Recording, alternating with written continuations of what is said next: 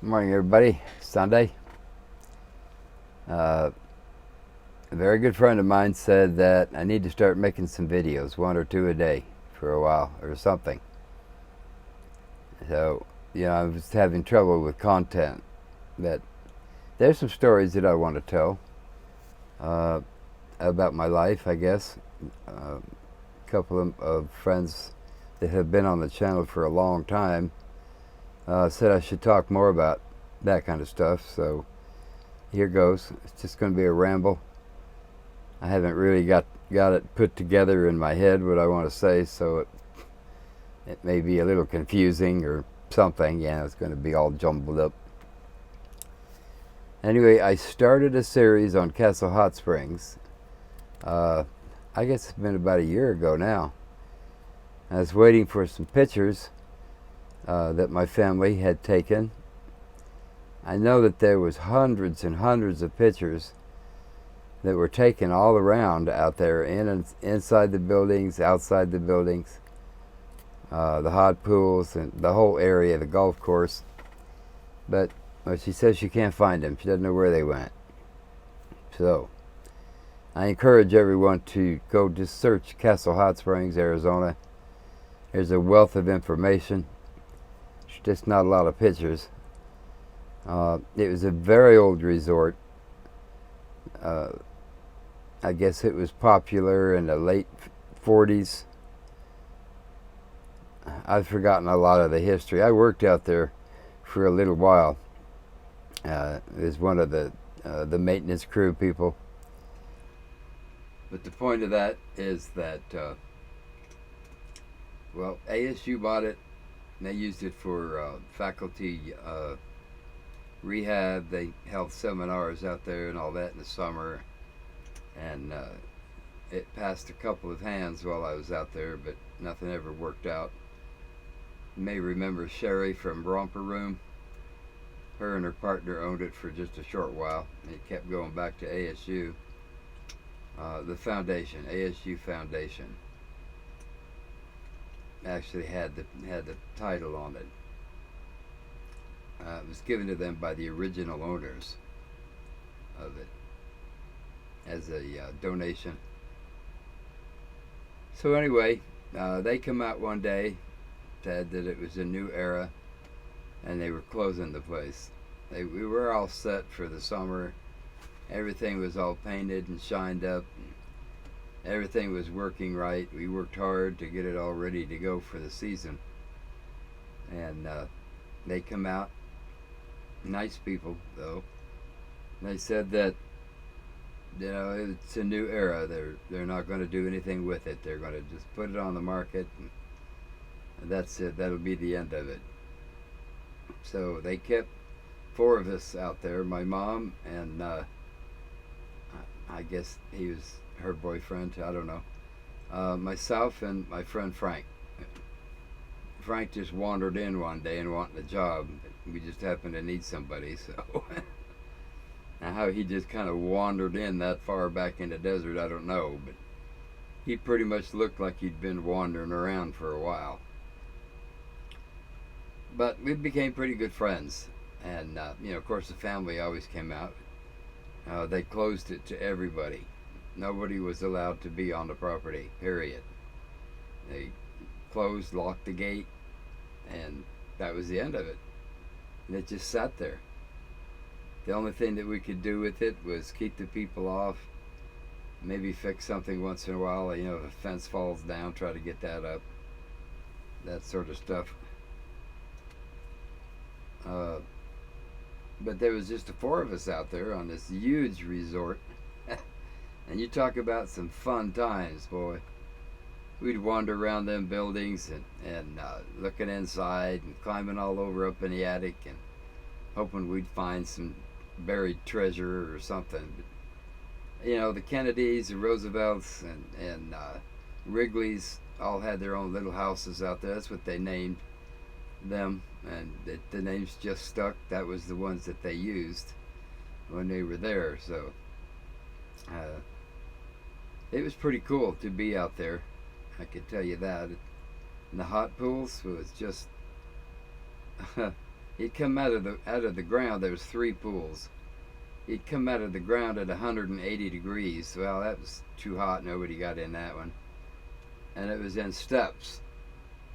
A lot of it was man-made over the years. But when the Indians, the Native Americans, it was their hot springs. There was a huge fight over it with the cavalry and the Indians, and finally the Indians gave it up. But then the white people moved in and made a big resort out of it, saying they were the other ones to put the steps in, steps down. Anyway, the second pool was about 92 or 93, somewhere around there. It would vary 3 or 4 degrees, maybe 5 degrees sometimes. It was volcanic water had come from deep inside the earth. It was very hot, steamy. Even in the summertime, it would be very hot and steamy. But that's the one that we all went swimming in, just to sit in. And you'd be surprised at how you feel when you come out of those things. You know, it's like having a little fever, and it burns up everything, all the bad stuff in your body. It was very relaxing. We got into a routine where we'd get up in the morning, head up there for the bath, up to the hot pools, take the bath up there, and come back down for breakfast. 3 meals a day of home-cooked meals, real home-cooked meals.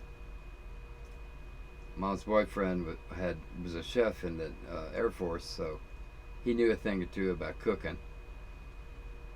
A lot of times it was bologna sandwiches, but I don't know, somehow they just tasted better than any bologna sandwich you could make yourself. So, anyway, the place itself was just full of history. Like I said, there's a lot of really famous people came out, and we were all sitting around what we called the kitchen. It was just a big common area. We called that the kitchen or dining room. And here come a couple of black SUVs come in. They opened the gate. I think somebody went down there and opened it, I guess. Anyway, I don't remember. Anyway, it was Senator Barry Goldwater, his entourage, and his family had come out. And if you know anything about Barry Goldwater, you know that he was all about the Native Americans in northern Arizona. He was one of the very few white men that the tribes would allow to just wander in and sit with them. That he was allowed to see their ceremonies. That, you know, they just didn't do that for most of the white people. He was very secretive about it. He wouldn't tell us anything. Only that he'd be there, and that he'd get his picture in the paper every now and then.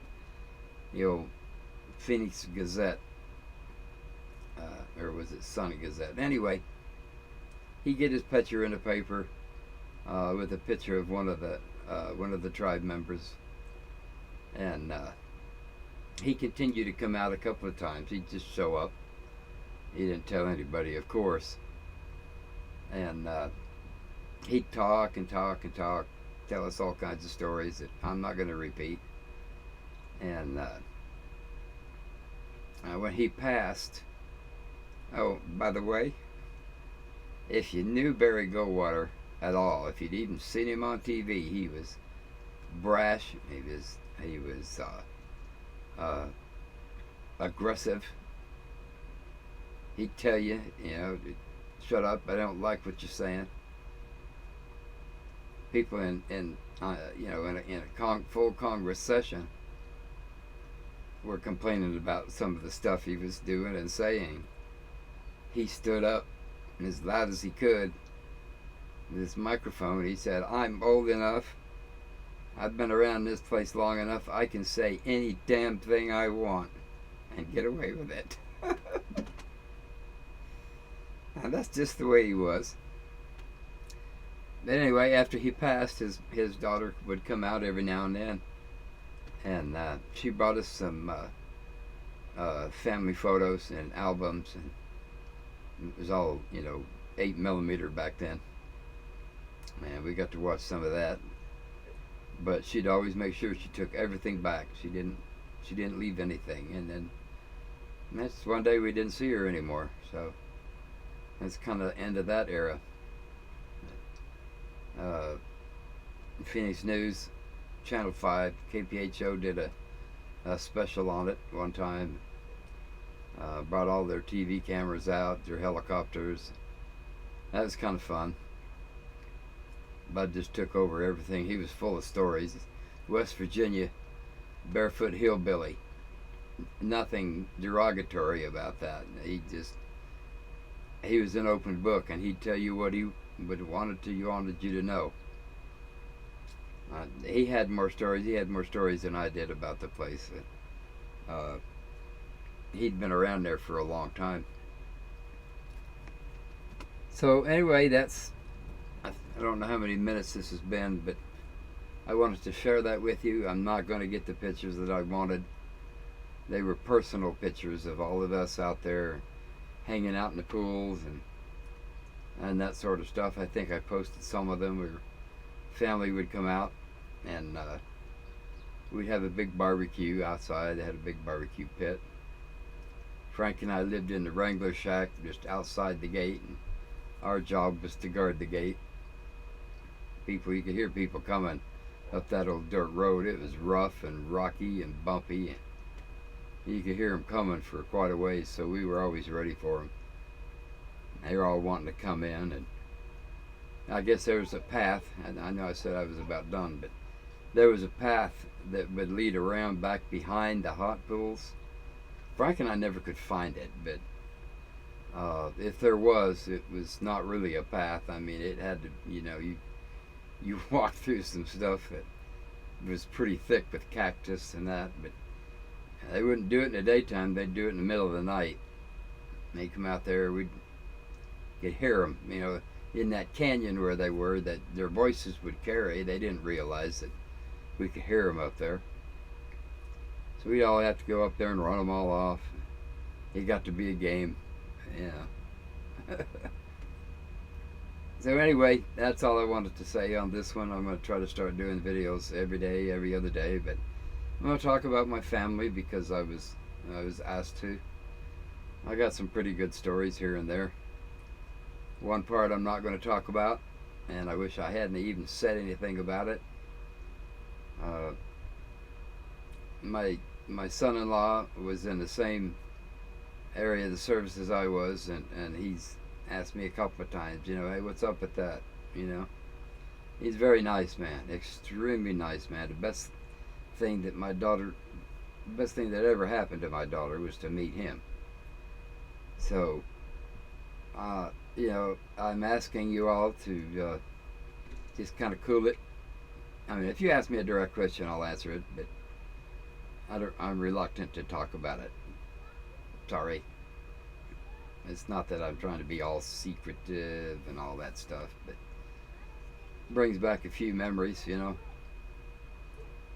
So, anyway, I guess that's it. Family, part 2. Be next.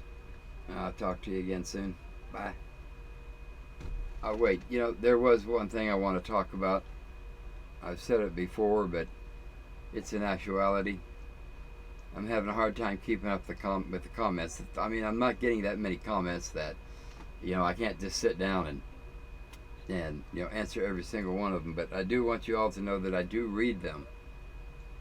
There's so much chaos going around here right now between the motor and the refrigerator and all the other stuff that's going on, soccer games and kids and all that. Ex-wife's kids, they're her grandchildren, so they're 5 and 7 years old, 6 years old, so they're a handful. But like I said, I do read every single one. I'm not ignoring anyone, and I still want to try to answer every single one. It just may take a little while, but I will. I can promise you that. That's it. That's all. That second thing that I wanted to say. So I hope you have y'all have a great day, and I'll be talking to you tomorrow.